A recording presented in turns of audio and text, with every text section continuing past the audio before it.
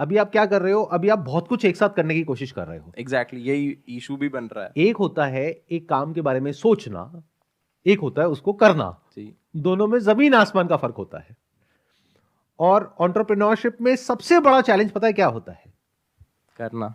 करना नहीं, नहीं करना। ओके। क्या नहीं करना है, that becomes more important then क्या करना है। क्योंकि टाइम और रिसोर्सेज लिमिटेड होते हैं एक छोटे बिजनेस के पास में। एग्जैक्टली सही सर। तो ये डिसाइड करना होता है कि क्या नहीं करना है, ये सबसे इंपॉर्टेंट है। हम क्या गलती करते हैं, जैसे ही थोड़ा सा पैसा आता है, ये एक बिजनेस एक पर्टिकुलर लेवल पे जाता है, हम बहुत कुछ करने की कोशिश करते हैं और कुछ भी ढंग से नहीं हो पाता है।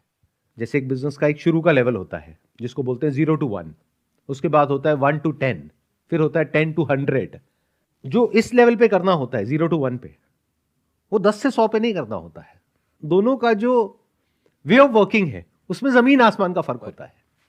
क्योंकि जब आप 0 to 1 जा रहे होते हो तो आपको पता ही नहीं होता कि क्या काम करेगा क्या नहीं करेगा, तो हाथ पैर मारने होते हैं, सब कुछ करना होता है क्योंकि पता नहीं उसमें से क्या काम करेगा क्या नहीं करेगा। यही आपने किया भी होगा जी।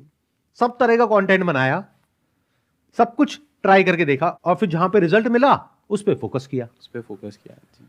बट फिर गड़बड़ क्या होती है, उसके बाद में जब हम एक पर्टिकुलर लेवल पे जाते हैं तो उसके बाद में जब पैसा आने लग जाता है तो माइंड में आइडियाज आने लग जाते हैं। दिन रात माइंड में आइडियाज आते हैं।